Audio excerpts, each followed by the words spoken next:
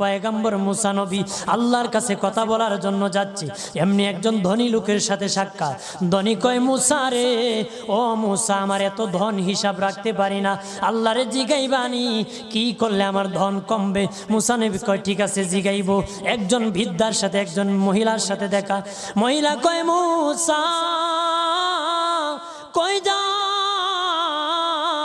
কই যাও রে মুসা? মুসা নবী কয়, তোর পাহাড়ে যাব, আল্লাহর সাথে কথা বল।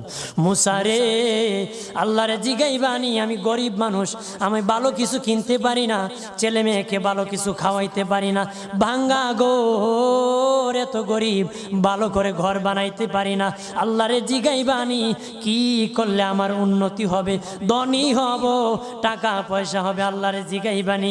আল্লাহ মুসা নবী কয়, ঠিক আছে, আল্লাহরে জিগাইব, তুমি কেমনে ধনী হইবা? আল্লাহ নবী মুসা নবী তিন রাস্তার মোড়ে যা দেখে একটা লোক বসে আছে, তার দুই হাত নাই, দুই পা নাই, দুই হাত নাই, দুই পা নাই। ওই লোক ডাক দিয়া কয়, মুসা রে, জীবনে কোনোদিন নিজে হাঁটতে পারি নাই, নিজ হাতে খেতে পারি নাই, কেউ খাওয়াইলে খাই, নতুবা উপবাস থাকি, বৃষ্টি আসলে ভিজি, সেখানে আমি আবার শুকাই। ও মুসা, জীবনে কোনো কাজে দুনিয়ার লাগি নাই, আল্লাহরে জিগাইবানি কোন কারণে আমারে বানাইছে? আল্লাহ কয়, জিগাই মনে। মুসা নবী কয়, আল্লাহরে তোর পাহাড়ে মুসা নবী, মুসা ছিল কালিমুল্লাহ, কথা বলার প্রেম ছিল, কথা বলতো, কথা বলার প্রেম ছিল। কথা বলতে বলতে শেষ দিকে আল্লাহ গো, আসার সময় তিনটা লোক আমার কাছে প্রশ্ন করেছে। একজন লোক হলো ধনী, কিভাবে তার ধন কমবে গো? আল্লাহ বলেন, মুসা রে,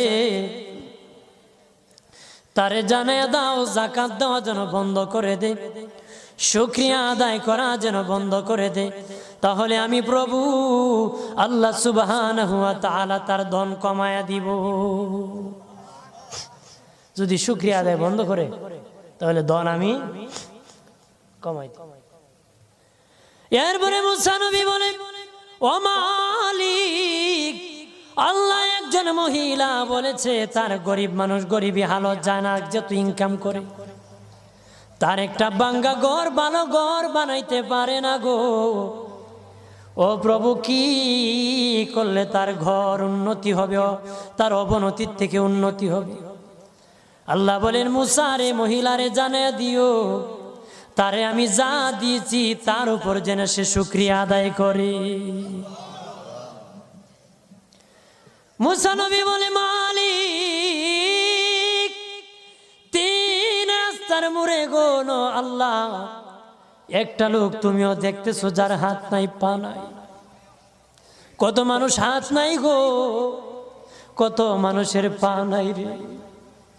আল্লাহ কত সুন্দর হাত পা দিয়েছে, কত সুন্দর জবান দিছে, শ্বাস দিতেছে আর নিতেছে।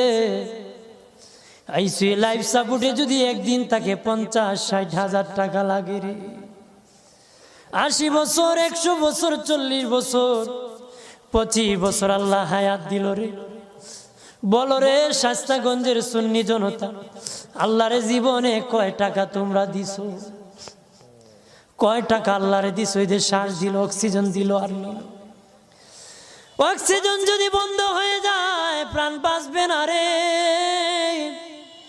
শ্বাস যদি নিতেও না পারো, জীবন শেষ। ছাড়তেও না পারো, জীবন শেষ।